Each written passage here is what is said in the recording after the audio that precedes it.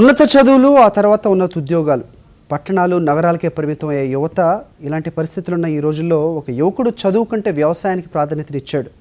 సాగుపై మక్కువతో ఇందులోని సాధక బాధలు తెలుసుకున్నాడు. అల్లం పంట సాగును మొదలుపెట్టిన యువకుడు తను ప్రయోగాత్మకంగా పండిస్తున్న ఆ పంట నుంచి మంచి లాభమే వస్తుందనే ధీమా వ్యక్తం చేస్తున్నాడు.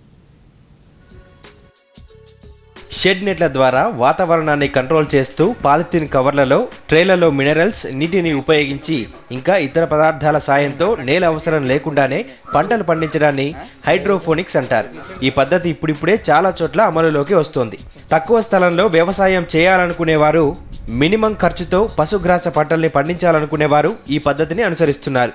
తూర్పుగోదావరి జిల్లా అంబాజీపేట మండలం మొసలపల్లి గ్రామానికి చెందిన గోళ్ల మణికంఠం ప్రస్తుతం హైడ్రోఫోనిక్స్ పద్ధతిలో అల్లం పంట సాగు చేస్తున్నారు. నేను ఇంటర్ చదువుకున్నానండి, డిగ్రీ మధ్యలో ఆపేశాను. నేను ఒకసారి మా బాబాయ్ గారి ఇంటికి వెళ్ళానండి. వాళ్ళ ఇంటి పైన ఈ పంట వేశారు. ఒక పాలీ హౌస్ అనేది కన్స్ట్రక్షన్ చేసి దాంట్లో ఈ పంట పెట్టారు. సో దాని గురించి అక్కడ ఆయనతో ఒకసారి మాట్లాడి నేను ఖాళీగా ఉంటున్నాను, ఏదో ఒకటి చేయాలని చెప్పి అక్కడి నుంచి ఆయన ఇన్స్పిరేషన్తో వచ్చి ఇక్కడి నుంచి వర్క్ స్టార్ట్ చేశాను.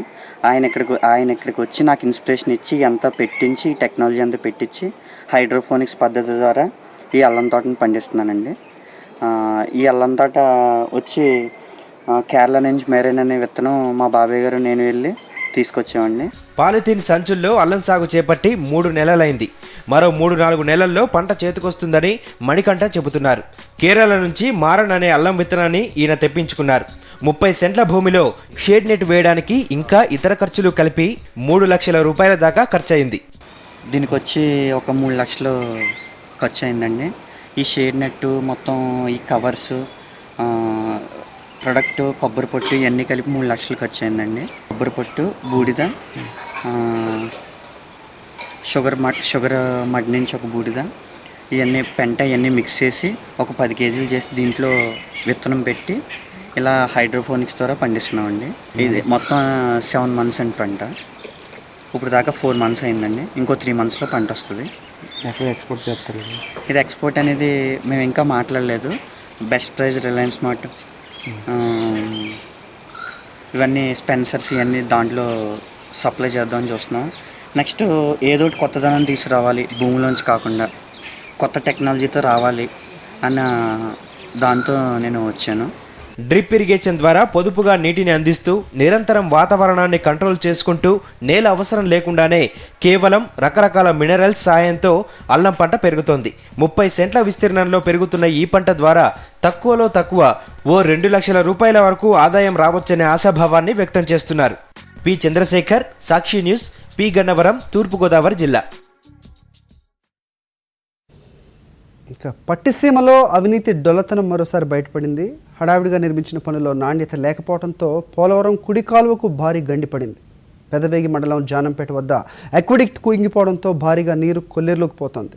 ఈ నేపథ్యంలో గండిపడిన ప్రాంతాన్ని కౌలు రైతు సంఘం రాష్ట్ర అధ్యక్షుడు కె శ్రీనివాస్, సిపిఎం నేత శ్రీనివాసులు పరిశీలించారు. నదుల అనుసంధానం పేరుతో రాష్ట్ర ప్రభుత్వం భారీ ఎత్తున అవినీతికి పాల్పడిందని, కాంట్రాక్టర్, ఇంజనీర్లతో పాటు పనులు స్వయంగా పర్యవేక్షించిన ప్రజాప్రతినిధులపై చర్యలు తీసుకోవాలని సిపిఎం డిమాండ్ చేసింది. దీనిపై జానంపేట నుంచి మా ఏలూరు ప్రతినిధి వినాయక్ మరిన్ని వివరాలు అందిస్తారు. రాష్ట్ర ప్రభుత్వం ప్రతిష్టాత్మకంగా భావించి నిర్మించిన పోలవరం కుడి కాలువకు మొదట్లోనే గండిపడింది. ప్రస్తుతం మనం జానంపేట వద్ద ఉన్నాం. ఇక్కడ జానంపేట వద్ద ఇక్కడ కల్వర్టు ఈ విధంగా కుంగిపోవడంతో మొత్తం నీళ్ళన్నీ కూడా తమిళనాడులోకి వెళ్ళిపోతున్నాయి. వృధాగాను సుమారుగా 800 పైగా క్యూసెక్కుల నీరు ఈ విధంగా వృధాగా పోతుందని మనం చెప్పుకోవచ్చు. ప్రస్తుతం మనతో పాటు ఇక్కడ చాలామంది పరిశీలించడానికి కూడా రావడం జరిగింది. సిపిఎం నాయకులు, అదేవిధంగా సిపిఐకి సంబంధించిన నాయకులు, అదేవిధంగా ఇతర పార్టీలు కూడా రావడం జరిగింది. ప్రస్తుతం మనతో పాటు కౌలు రైతుల రాష్ట్ర అధ్యక్షుడు శ్రీనివాస్ ఉన్నారు. ఆయనతో మాట్లాడే ప్రయత్నం చేద్దాం. సార్, ఈ విధంగా నాణ్యత ప్రమాణాలు లేకపోవడం వల్లే ఈ విధంగా నిర్మాణంలో లోపం జరిగి కూలిపోయిందంటారా, లేదంటే కనుక ఈ పరిస్థితి రావడానికి కారణాలు ఏమనుకోవచ్చు? ఇది ఖచ్చితంగా నాణ్యత ప్రమాణాలను పాటించకపోవడం వల్లే ఇట్లాంటి దుస్థితి ఇవాళ ఏర్పడింది. రాష్ట్ర ప్రభుత్వం చాలా ప్రతిష్టాత్మకంగా మేము నదులు అనుసంధానం చేస్తున్నాం, పట్టిసీమతో ఈ అనుసంధానం దేశంలోని ప్రతిష్టాత్మకంగా చేస్తామని చెప్పేసి ముఖ్యమంత్రి గారు ప్రచారం చేశారు. కానీ వాస్తవంగా చూస్తే నదుల అనుసంధానం అంటే ఎట్లా ఉంటుంది అంటే ఈ రోజున నాణ్యత ప్రమాణాలు పాటించట్లేదని గతంలో మేము పర్యటన చేసినప్పుడు చెప్పాం. చాలా నాసిరకంగా పనులు జరుగుతూ ఉన్నాయి. 1300 కోట్ల రూపాయలతో మీరు పనులు చేస్తామని చెప్పారు.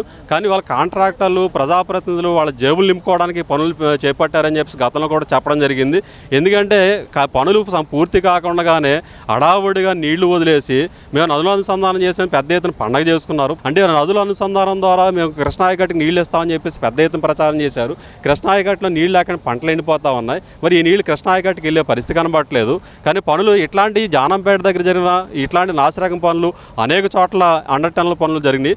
కాబట్టి అన్ని చోట్ల కూడా ఇట్లాంటి డ్యామేజ్ ఏర్పడే పరిస్థితి ఉంటుంది. రెండోది ఇదే ప్రమాదం ఏ పంట పొలాల దగ్గర లేకపోతే ఇళ్ల దగ్గర జరుగుంటే పెద్ద ప్రాణ నష్టం లేకపోతే పంట నష్టం జరుగుండేది. కానీ ఇవాళ తమిళ మీద జరిగింది కాబట్టి పెద్ద నష్టం లేదు. కానీ మిగతా చోట్ల అట్లాంటి నష్టం జరిగే పరిస్థితి ఉన్నది. ఇప్పటికైనా రాష్ట్ర ప్రభుత్వం అడావుడి పనులు ఆర్భాట ప్రచార పనులు మానేసి ఈ రోజున పనుల నాణ్యతను పాటించే విధంగా చర్యలు తీసుకోవాలని చెప్పేసి మేము కోరుతా ఉన్నాం. ఈ పనులు నాణ్యత లేకుండా జరగకుండా ఎవరైతే ఈ పనులు చేయించారో ఆ కాంట్రాక్టర్ల మీద అధికారుల మీద ప్రజాప్రతినిధుల మీద కూడా ఈ రోజున ఈ స్థానిక ఎమ్మెల్యేగా దగ్గరుండి పనులు చేస్తున్నాం అని చాలా గొప్పగా చెప్పాడు. ఇదేనా దగ్గరుండి పనులు చేయించడం అంటే? అలాగే నీటిపారుదల శాఖ మంత్రి నేను పడుకుని పనులు చేస్తున్నాను, రాత్రి ఎక్కడ పడుకుంటున్నాను, పగలు ఎక్కడ పడుకుంటున్నాను అని చెప్పాడు ఆయన. ఇదేనా పడుకోవడం పనులు చేయించడం అని చెప్పేసి మేము అడుగుతా ఉన్నాం. పెద్ద ఎత్తున పర్యవేక్షణ చేస్తున్నాం అని చెప్పేసి ముఖ్యమంత్రిగా అనేక సార్లు ఈ ప్రాంతానికి వచ్చి మేము పర్యవేక్షణ చేస్తున్నాం అని చెప్పారు. ఇదేనా మీ పర్యవేక్షణ అని చెప్పేసి మేము ప్రశ్నిస్తా ఉన్నాం. కాబట్టి మీ పర్యవేక్షణ, మీ అడావుడి, ఆర్భాటం ఇవన్నీ కూడా జనానికి నష్టం చేసే పద్ధతుల్లో ఉన్నాయి తప్ప నాణ్యత కూడిన పనులు జరగట్లేదు. కాబట్టి 100 కోట్ల రూపాయలు జేబులు నింపుకోవడం కాదు, ప్రజలకు ఉపయోగపడే విధంగా, సమాజానికి ఉపయోగపడే విధంగా ఈ పట్టిసీమ పనులు ఉండాలని చెప్పేసి మేము ప్రభుత్వాన్ని విజ్ఞప్తి చేస్తా ఉన్నాం. సార్, సిపిఎం పార్టీ తరపు నుంచి మీరేం చెప్పబోతున్నారు? మొదటి నుంచి కూడా ఈ ప్రాజెక్టు మీరు వ్యతిరేకిస్తున్నారు, పోలవరం కావాలంటున్నారు. పోలవరాన్ని విస్మరించి ఈ విధంగా పట్టిసీమను హడావుడిగా చేపట్టడం వల్ల ఇటువంటి పరిస్థితి వచ్చిందనుకోవచ్చా? ముఖ్యమంత్రి గారు ఈ రోజున ఈ కారణం జానంపేటలోనే ఈ గండిపడ్డానికి కారణం ఈ ప్రభుత్వం నిర్లక్ష్యం అని చెప్పేసి మేము సిపిఎం పార్టీగా భావిస్తున్నాం. ఎందుకంటే ముఖ్యమంత్రి గారు జలయజ్ఞము అలాగే నదుల అనుసంధానం చేస్తానని చెప్పేసి అడావిడి కార్యక్రమం మొదలుపెట్టారు. రోజు పేపర్లో చూస్తుంటే నేను జలయజ్ఞం చేస్తున్నాను, నదుల అనుసంధానం చేస్తానని చెప్పేసి రోజు చెబుతున్నారు. అయితే మేము సిపిఎం పార్టీగా కానీ అనేక పార్టీలు కానీ ప్రజా సంఘాలు కానీ ఇక్కడ జరుగుతున్న పనులని నాణ్యత లేదో లోపాలు జరుగుతున్నాయి అని చెప్పి మేము చెప్పినా సరే చాలా నిర్లక్ష్యంగా, నేను కింగ్ మేకర్ని, నేను చెప్పిందే వేదం, ఇక్కడ లోపాలు ఏం జరుగుతాలేదని చెప్పేసి ముఖ్యమంత్రి గారు ఆ రకంగా వ్యవహరించారు. మరి వ్యవహరించడం ఫలితంగానే ఈ రోజున ఇక్కడ గండిపడింది. అదే రాజకీయ పార్టీలు, మేధావులు అందరూ సలహాలు తీసుకొని ఉంటే ఇక్కడ గండిపడే అవకాశం ఉండేది కాదు. రెండోది ఈ ముఖ్యమంత్రి గారు అడావిడిగా ఈ కార్యక్రమం మొదలుపెట్టారు. నదుల అనుసంధానం చేస్తామని చెప్పి ఇంకా నిర్మాణం పూర్తి అవ్వకుండానే ఇక్కడ మనం చూస్తుంటే జానంపేటలోనే ఆ నిర్మాణం ఇంకా పూర్తి అవ్వలేదు. పూర్తి అవ్వకుండానే పట్టిసీమలో మరి స్విచ్ ఆన్ చేసి నీరు విడుదల చేశారు.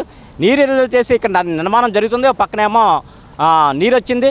ఆ నీరు రావడం వలన నాణ్యత లేకపోవడం వలన ఇక్కడ ఖచ్చితంగా గండిపడిందని చెప్పి మేము సిపిఎం పార్టీగానే భావిస్తున్నాం. ప్రజలు కూడా ఆ రకంగానే చర్యలు ఎవరి మీద తీసుకోవాలంటారు? చర్యలు ఇక్కడ ఎవరైతే కాంట్రాక్టర్ ఉన్నారో ఆ కాంట్రాక్టర్ మొదట ఆయన మీద తీసుకోవాలి. అలాగే కాంట్రాక్టరే కాదు, ఇక్కడ ఉన్న అధికారులు కూడా మరి ఆ రకంగా నాసిరకంగా కడుతున్నప్పుడు అధికారులు ఏం చేస్తున్నారని చెప్పేసి మేము సిపిఎం పార్టీగా అడుగుతున్నాము అధికారులని కూడా. అలాగే ప్రజాప్రతినిధులు కూడా ఎవరైతే ప్రజాప్రతినిధులు ఉన్నారో వాళ్ళు కూడా బాధ్యత వహించాలని చెప్పేసి మేము సిపిఎం పార్టీగా ఈ రోజున కోరుతున్నాం. మొత్తంగా నాణ్యత ప్రమాణాలు పాటించకపోవడం వల్లే ఇటువంటి దుస్థితి వచ్చింది. అదేవిధంగా ప్రాణ నష్టం కానీ అదేవిధంగా ఆస్తి నష్టం కానీ జరిగి ఉంటే దానికి బాధ్యులు ఎవరు అనేది సిపిఎం పార్టీ తరపు నుంచి వామపక్షాలు ప్రశ్నిస్తున్నాయి. మరోవైపున దీనికి సంబంధించిన వరకు తప్పనిసరిగా ఎవరైతే పర్యవేక్షించారో ఆ అధికారుల మీద, అదేవిధంగా కాంట్రాక్టర్ మీద కూడా చర్యలు తీసుకోవాలి, స్థానిక ప్రజాప్రతినిధుల మీద కూడా చర్యలు తీసుకోవాలని ఇక్కడ వామపక్షాలు కోరుతున్నాయి. వీడియో జర్నలిస్ట్ కుమార్తో కలిసి వినాయకరావు, సాక్షి టీవీ, జానంపేట నుంచి, పశ్చిమ గోదావరి జిల్లా.